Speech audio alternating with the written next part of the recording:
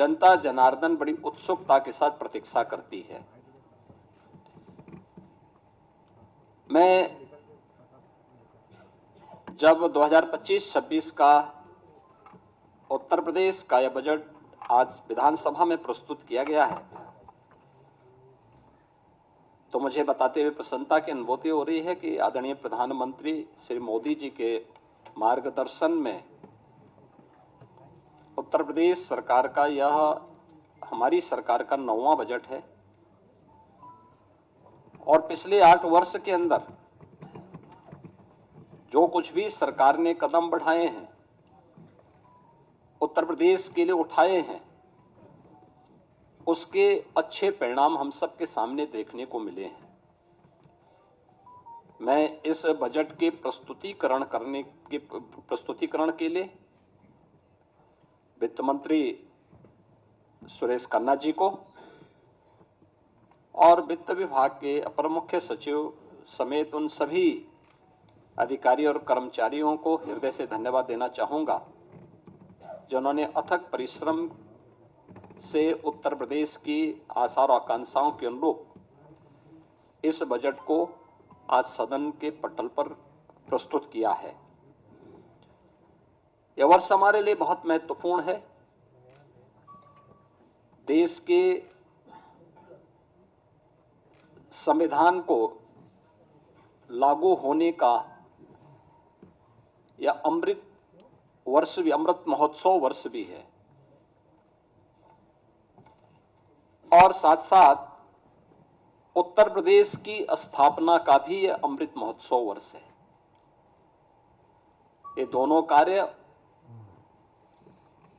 जनवरी 1950 में हुए थे और इसलिए 75 वर्ष की शानदार यात्रा के साथ आगामी 25 वर्ष की हमारी क्या योजना हो सकती है, उसका एक रोड मैप तैयार करने के लिए बजट अत्यंत महत्वपूर्ण है। इस अवसर पर हम सब संविधान के शिल्पी बाबा साहब भीमराव अंबेडकर, जिनके नाम पर डबल इंजन की सरकार लखनऊ में बाबा साहब भीमराव अंबेडकर स्मारक और सांस्कृतिक केंद्र की स्थापना कर रही है, संविधान के 75 वर्ष की इस यात्रा के लिए उन्हें विनम्र श्रद्धांजलि अर्पित करता हूं और यह केंद्र बहुत शीघ्र बाबा साहब भीमराव अंबेडकर के विचारों का एक केंद्र बनकर के संविधान की मूल भावनाओं के अनुरूप वंचितों को वरीयता देने के क्रम को तत्परता के साथ आगे बढ़ाएगी। यह एक नया माध्यम होगा और इसी को थीम में रख करके हमने 2025-26 का अपना यह बजट प्रस्तुत किया है। मुझे बताते हुए प्रसन्नता है कि पिछले जो बजट हम लोगों ने प्रस्तुत किए थे, उन सब की अपनी एक थीम थी। 2017-18 का जो बजट था वह उत्तर प्रदेश के अन्नदाता किसानों को समर्पित था। अन्नदाता किसानों के हितों के लिए जो अनेक कदम सरकार ने उस समय उठाए थे, उनके ऋण माफी के कार्यक्रम रहे हों, उनकी फसल को प्रोक्योर करने के लिए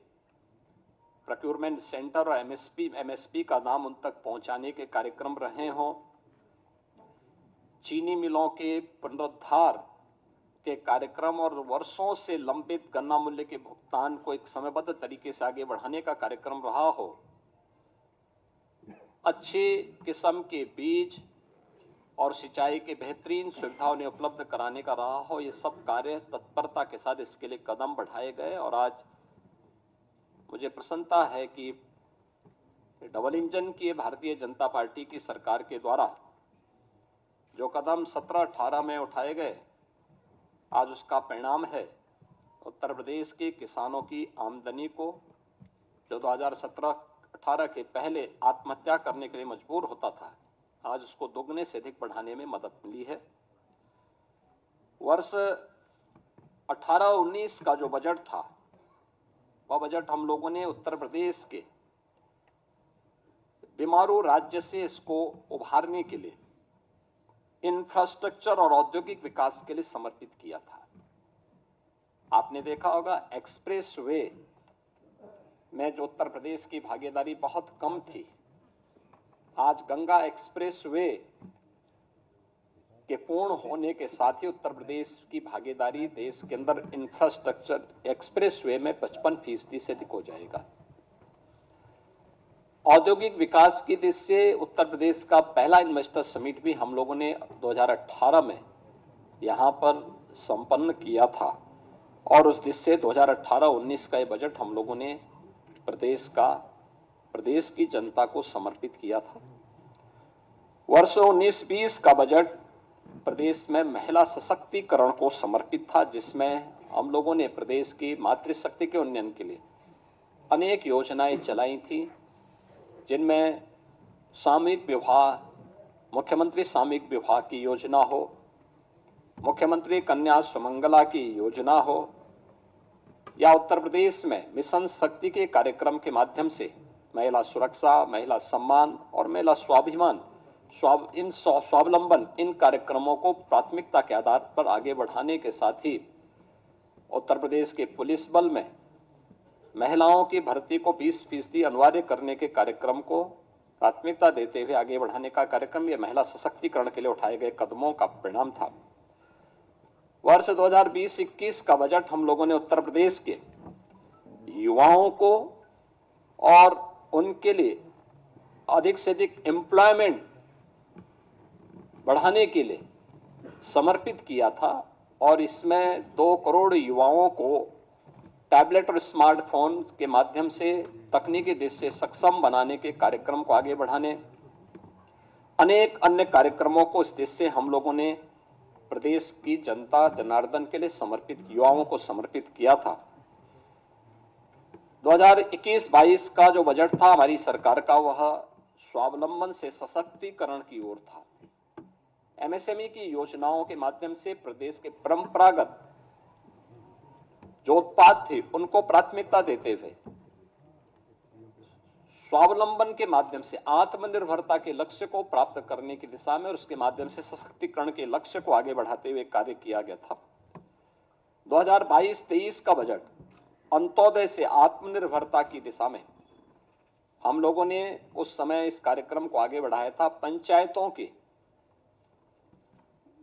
आत्मनिर्भरता के लिए पहली बार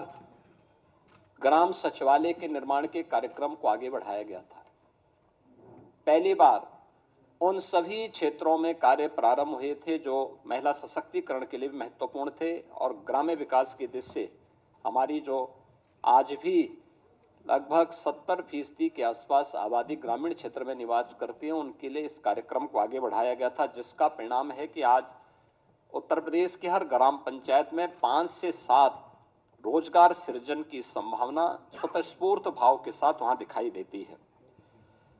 2023-24 का बजट उत्तर प्रदेश के अंदर एक त्वरित, सर्वसमावेशी और समग्र विकास के साथ आत्मनिर्भर उत्तर प्रदेश की नींव को सुदृढ़ करने वाला बजट प्रस्तुत किया गया था और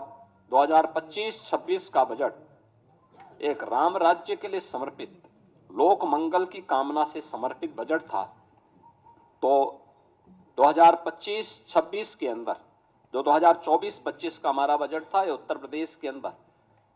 टूरिज्म में भी, ट्रेड में भी, टेक्नोलॉजी में भी एक नए उछाल लाने वाला बजट था। पहली बार 65 करोड़ से अधिक पर्यटक उत्तर प्रदेश के अंदर आए, 14 लाख से अधिक इसमें विदेशी पर्यटक भी थे और पर्यटन में जो उत्तर प्रदेश पहले तीसरे नंबर पर था, वह उसने 2019 के बाद से जो गति पकड़ी वह नंबर 1 पर देश के अंदर आने में सफल हुआ है। और 2025-26 का जो बजट है, यह भारत की सनातन संस्कृति को समर्पित सर्वे भवन्तु सुखिनः की अवधारणा पर गरीब, अन्नदाता किसान, युवा, महिला के उत्थान को समर्पित है, जिसमें प्रधानमंत्री मोदी जी का विजन, जिसमें वंचित को वरीयता, यानी वंचित को वरीयता उसका एक थीम है, उसका केंद्रीय भाव है, इसको समर्पित है। इस बजट का जो दायरा है, जो कि वित्त मंत्री जी ने अपने बजट भाषण में भी कहा कि 8,08,736 करोड़ रुपये से अधिक का यह बजट है, जो 2024-25 की तुलना में 9.8% अधिक है। इसमें एक तरफ जो बजट का आकार में बढ़ोतरी ये राज्य के सामर्थ्य को प्रदर्शित करता है, तो दूसरी ओर यह बजट डबल इंजन सरकार की प्रतिबद्धता को भी दिखाता है। इस बजट में हमने 2,25,561 करोड़ 49 लाख रुपए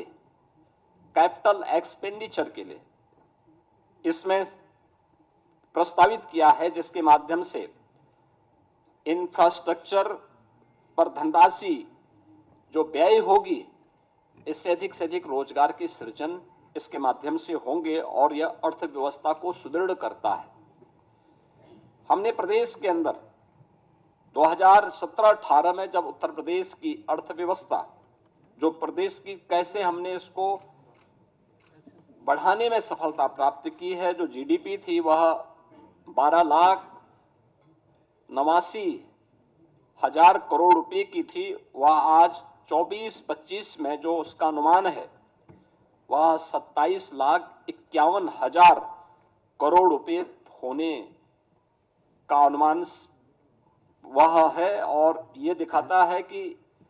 इसमें 3 वर्ष का कालखंड ऐसा था जब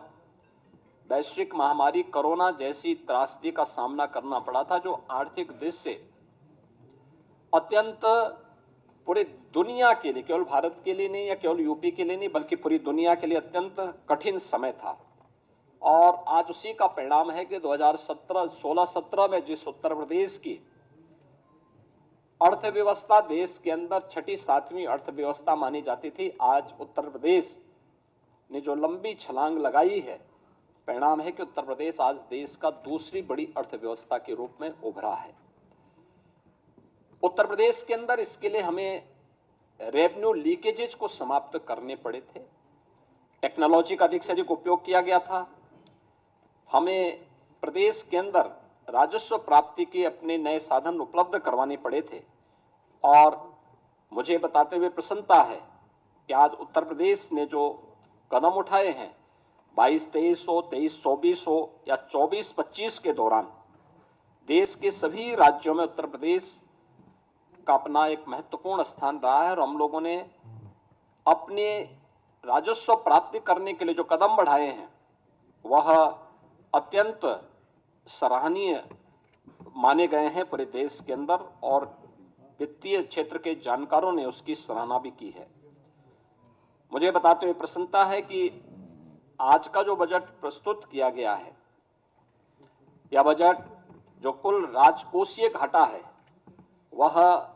सकल राज्य घरेलू उत्पाद का, यानी जो FRBM की जो लिमिट है रिजर्व बैंक ने घोषित की है 3% के अंदर, वह 2.97% है। और यह एक वित्तीय प्रबंधन की दृष्टि से एक बेहतरीन कदम माना जा सकता है। राज्य सरकार का बहुत व्यवस्थित वित्तीय प्रबंधन इसको मान सकते हैं। राजकोषीय अनुशासन का भी एक उत्कृष्ट उदाहरण यह अपने आप में है। मुझे ये बताते हुए प्रसन्नता है कि जो नीति आयोग के द्वारा राज्यों की राजकोषीय स्थिति के संबंध में जो उनकी रिपोर्ट आई है, उस रिपोर्ट के अनुसार भी उत्तर प्रदेश को फ्रंट रनर यानी अग्रणी राज्य के रूप श्रेणी में रखा गया है। यह पहली बार आया है। 2018-19 से 2022-23 की अवधि में जो प्रदेश का जो फिस्कल हेल्थ इंडेक्स है वह 8.9 अंकों में इसमें बढ़ोतरी हुई है। व्यय की गुणवत्ता में सुधार हुआ है। 18 में 13वीं अवधि में पूंजीगत जो व्यय था वह 8.8% से 19.3% के मध्य रहा है और इस अवधि में यह अनुपात देश के प्रमुख राज्यों में औसत अनुपात से जो एवरेज रेशियो था उससे अधिक यूपी का रहा है। प्रदेश ने इस दौरान बेरोजगारी की दर को कम करने में सफलता प्राप्त की है और अत्यधिक रोजगार के सृजन करने में भी प्रदेश ने सफलता प्राप्त की है। उत्तर प्रदेश ने इस दौरान जो कदम बढ़ाए हैं, खासतौर पर अपने परंपरागत उत्पाद के लिए एमएसएमई सेक्टर पर वन डिस्ट्रिक्ट वन प्रोडक्ट ने पूरे देश के अंदर अपनी एक पहचान बनाई है।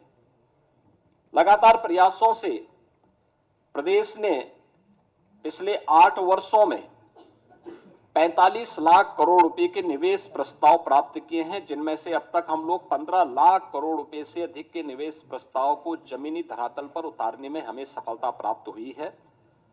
और इसके माध्यम से हमने 60 लाख से अधिक उत्तर प्रदेश के युवाओं को सीधे नौकरी प्रदान करने में भी सफलता प्राप्त की है। हमने बजट में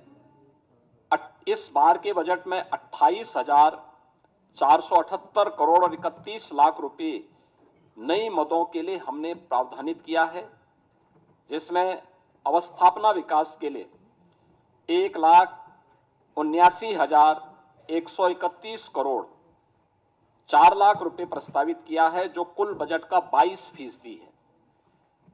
इसमें ऊर्जा क्षेत्र के लिए, सिंचाई के लिए, भारी और मध्यम उद्योग के लिए, नगर विकास के लिए, आवास एवं शहरी नियोजन के लिए और नागरिक उड्डयन के लिए यानी एयर कनेक्टिविटी को और बेहतर बनाने के लिए यह कदम बढ़ाए गए हैं। शिक्षा क्षेत्र में कुल बजट का उत्तर प्रदेश के अंदर शिक्षा के लिए 1,06,360 करोड़ रुपए का प्रावधान किया गया है।